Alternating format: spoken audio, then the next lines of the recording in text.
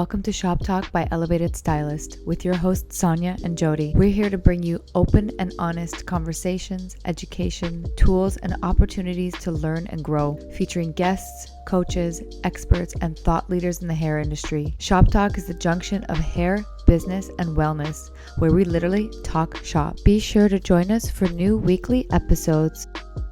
Well, hello and welcome to another episode of Shop Talk. I'm Jody. I'm Sonia. And today we have a super special guest here with us. This woman has been in the industry for 70 years.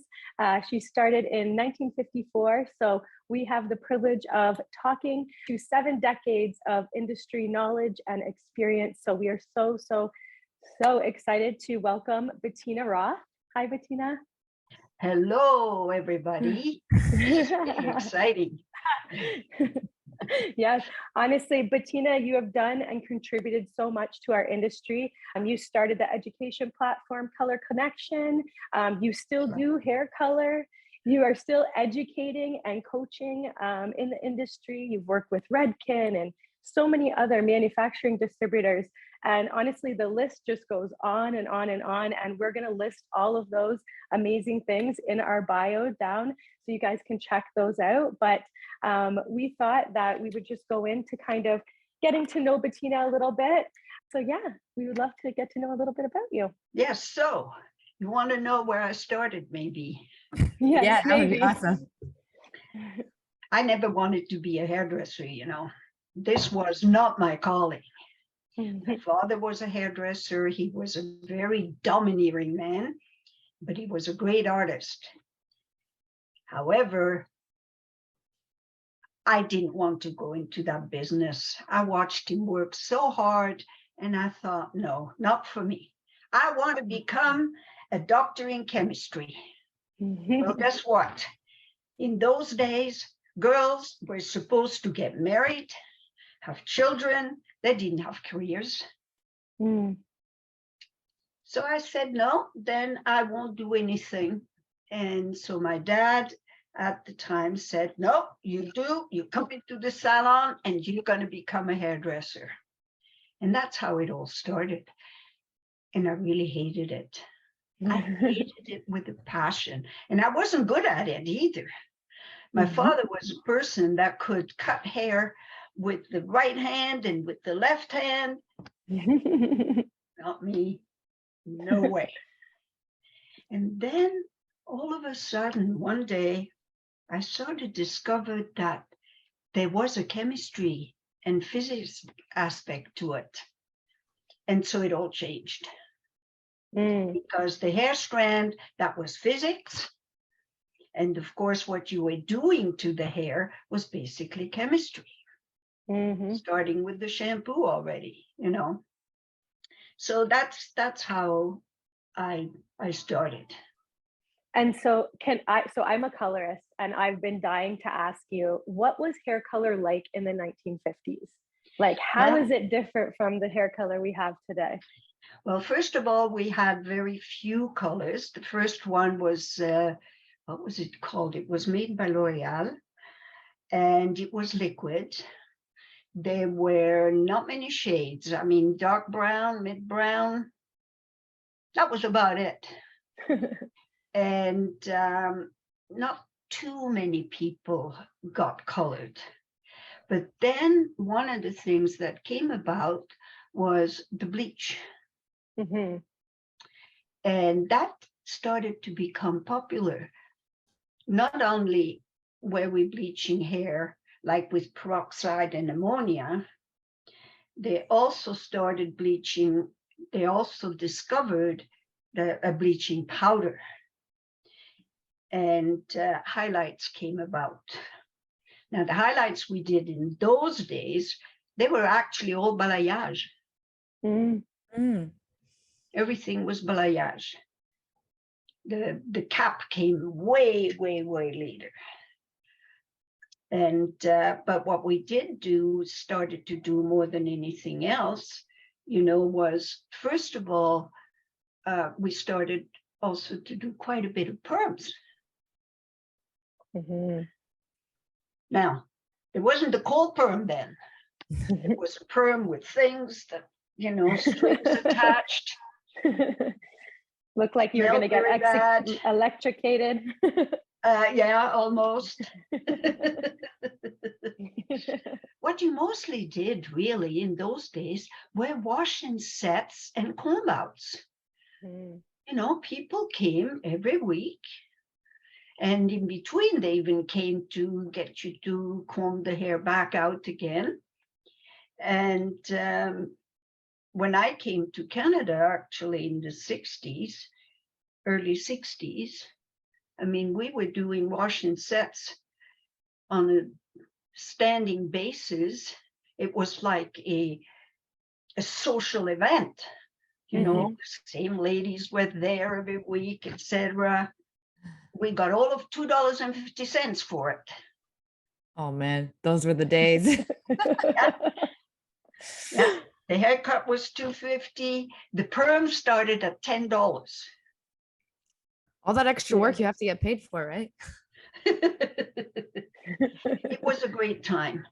But this was also the time, like before, when I got my apprenticeship finished, I decided to go to Britain and to really perfect my English.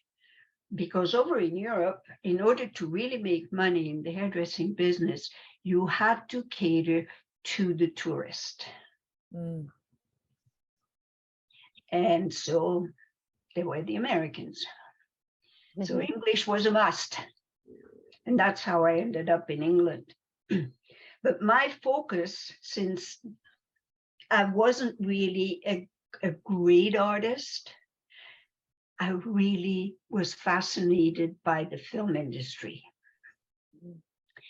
And in the apprenticeship in Europe, we had to also learn wig making. That was part of it, of your training. So I thought, oh, I'm going to go and work in that. And I finally got myself a contract to go to Hollywood. Wow. However, my mother lived in Toronto. She had remarried, lived in Toronto, and she asked me to come by. Long story short, I met a guy, got married, had children, and of course, just became a hairdresser again. And I worked here in Toronto. I opened my first salon about 6 months after I arrived. It was a small salon. Worked hard, but I always wanted to still travel and do things. And so while I was there, this is when I started to learn. This is when Redken came about. And they were really the first ones that took the scientific approach to hairdressing. Before we did perms, but we didn't really know why or what was going on. We did colors. We didn't know anything about opening hair, closing cuticle, and all those things. Not at all. So when that came along, all of a sudden, my chemistry thing came. Oh, yes, this is for me. So as soon as my children were old enough, that's when I decided that I would go into sharing all this knowledge that I had acquired from Redken. And also during that time in the early 60s, Schwarzkopf came into Canada, which also changed the color business. Because before Schwarzkopf came to Canada, hair color again, it was all liquid. And they came with the cream. So that started around in the 1960s? Yes. Okay. Yeah. Cool. They used to come by in a truck, like in a van. And you would buy it from them. Really? Wow. Yes. That's it's how kind of just like color truck. Yeah, the color truck. Like the milk truck. Yeah. It was really great. How much was color back then? How much did you guys pay for a tube of color? I can't remember. I think it was maybe 99 cents or something. Wow. Wow. it wasn't all that much, that's for sure. But what happened, but what I was seeing, being in contact with my colleagues, I was seeing that we were doing perms and we were doing colors, but we were damaging hair. And this is why I was so interested in the whole Redken philosophy, because they were the first ones that actually explained what hair was all about and what hair could do, that hair was made out of keratin protein and chains and all this kind of thing. And I decided that I would go and share this knowledge. I was the second educator that Redken ever had in Toronto. Wow. Yep. Legend. And my first lesson, I will never forget it. Here I was, all proud. Now I'm going to tell you what's going on with hair. And I stood there and I had a flip chart, and I did H2Os and XYZs and all this. And I spoke and I talked about the amino acids, etc. There were about 15 people in this little room, and they all had this absolute blank look on their faces. Yeah, I can imagine. Yeah. Absolutely blank. And that's when I stood there and said, you know what? I think we have to start over. And this is when I realized that as an educator, the most important thing to do is to be able to explain to people in a language that they understand what's going on. That's been my mission pretty much all those years after that when I was educating. And this is pretty much what I'm known for. Yeah. Would you say that we're more visual learners? Like how? Absolutely. Visual and tactile. Mm-hmm. So what was your approach? How did you change your approach from when you were very theoretical and chemical, and then you saw that everyone is blank? Oh, that's when we did the choo-choo. The choo-choo. The amino acid chain is like a train.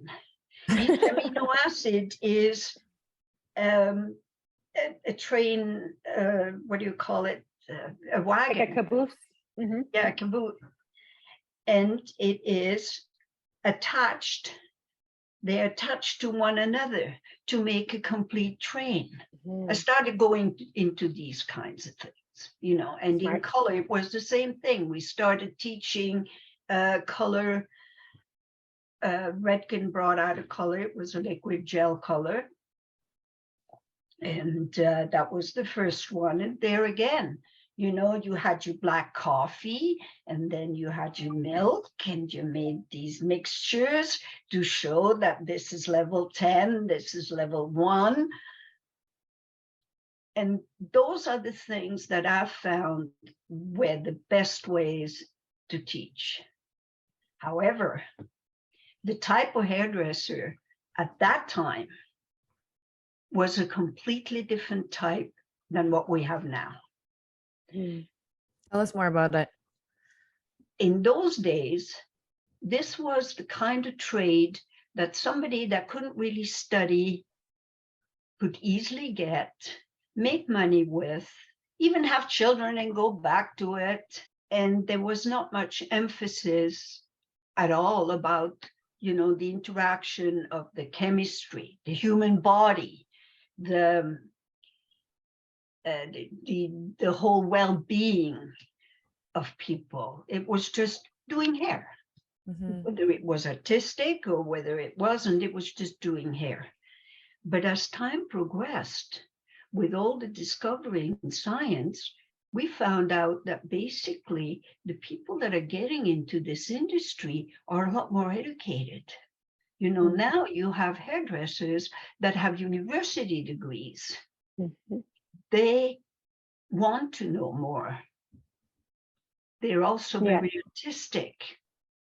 They understand also the human beings, which is something we didn't do in those days. Mm. So it has really evolved. Yeah.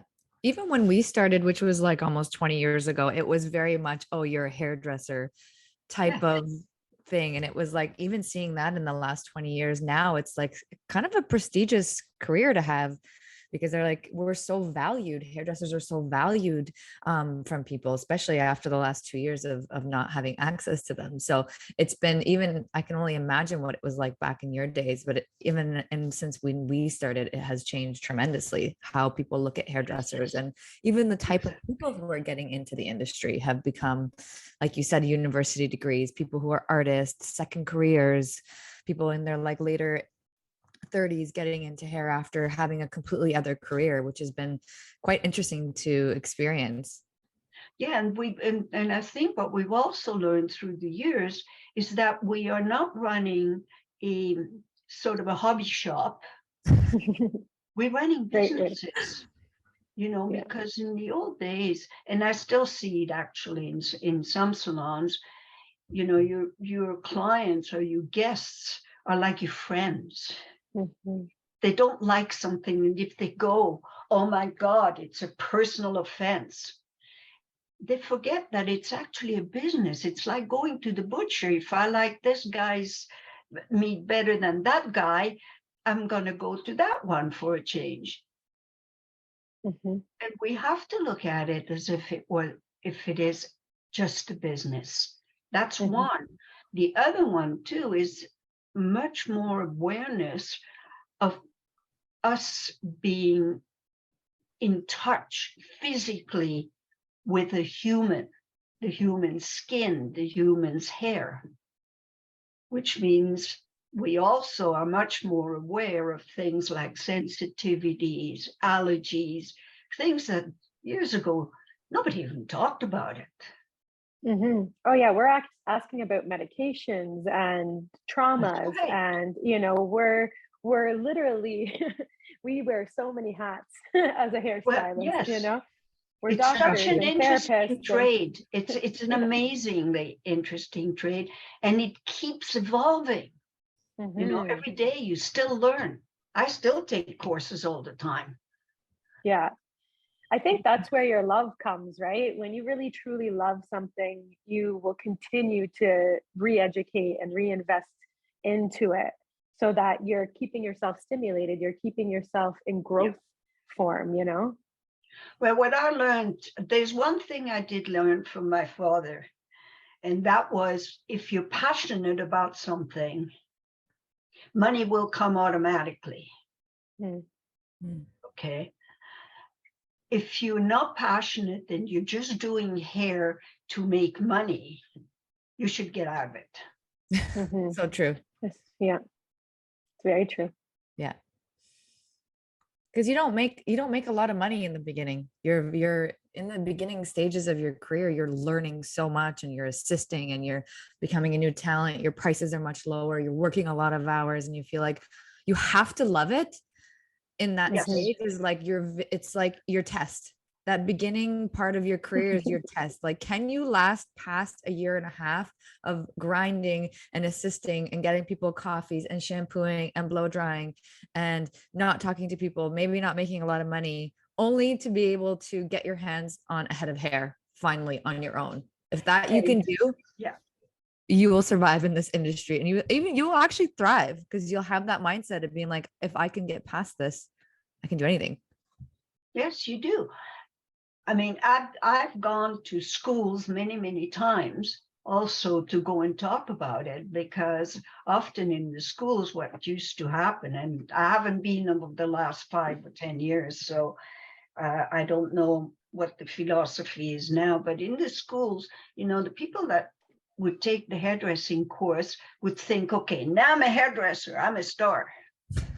And I would go in and tell them how all the steps it's going to take, and but also all the possibilities, because Mm. you can be a hairdresser, you can specialize, a colorist like you and I mostly do.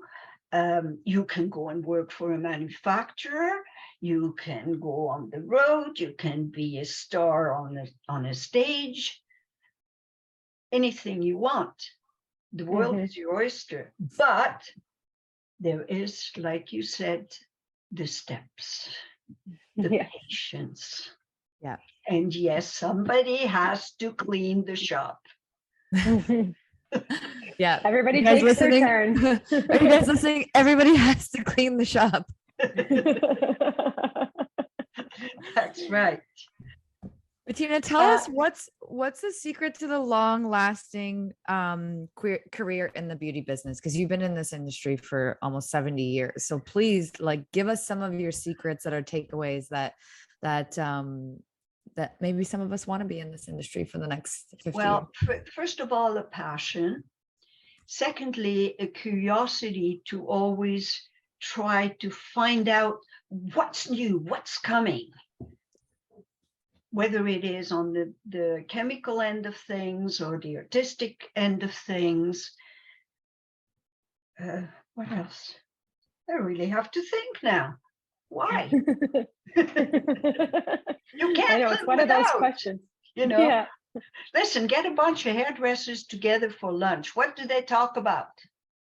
Hair. Their clients. Talk about their kids. Their they clients. don't talk about their husband, and all that kind of thing. We always talk about hair. And I know that from my family that always says that we are boring because all we talk about is hair. My partner, to belong in it, you have to be, first of all, that. Secondly, you also have to be very ethical. You have to look after your health. You have to have a proper balance between work and also outside activities and interests. I think that's very important as well. And those are really the main things. Yeah. Passion, curiosity, health, balance. Yeah. And of course, you got to love people. And community, people. Because not all people are lovely. That's true. Yes. We have those that they, if they're our test. Test on patience. Yes, we do. We do. And we also, I believe, what I'm seeing now, though, is also that we need to have an open mind, a much more open mind to business. When I look around on television, on the street, all these women with just long hair, they don't go to the salon every 4 or 5 weeks to get a haircut. Right?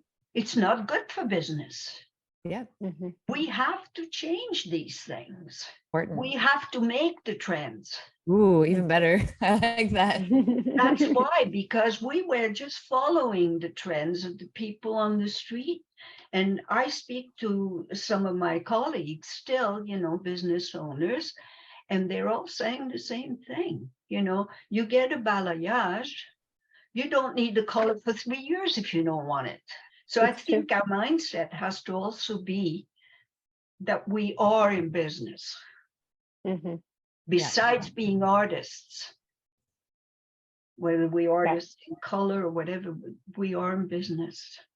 Yeah, it's such an important thing because the business behind our chair is what reflects in our paychecks, which reflects in our books. That's correct. And being able to have those proper consultations with our guests and set them up for future appointments, set them up for, building tickets in the future is such an empowering thing. And it's something that keeps you busy. It keeps you financially stable.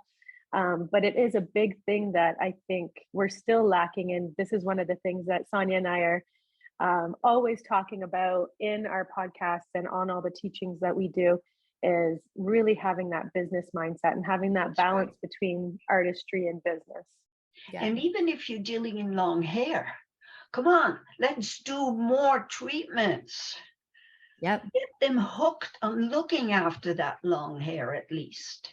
I love that. Yeah, absolutely. It's No, about building trust too with your guests. It's like if you can show up for your guests and say, I've got your hair, don't you worry. We're going to make sure that your hair always looks good. And I that's think that right. maybe some of the younger generation lack that interpersonal skill set where they can actually have confident conversations with their guests and be like, listen, I understand that you have all these goals, but I can see something in your hair that you can't. And this is what we're going to do. And it takes time and confidence, of course, but it also takes commitment to want to get better. And it also takes courage to speak up and be rejected, speak up and be rejected, and continue to not fall back on your old habits. And I think that's something Jody and I learned later in our career. And we're trying to instill that in the younger generation because, like, you could see that when you put that work in the beginning of your career. We've seen our staff like excel tremendously, much further than we did at their time. That's just by giving I'm them sure the you tools. do. Yeah. And you know, they have to be educated on how to use these products in a professional manner. And this is also where so many educators now, many are around, and the education is done online. Online is fine, but it's not the same as somebody saying, no, you don't hold it this way, you hold it that way.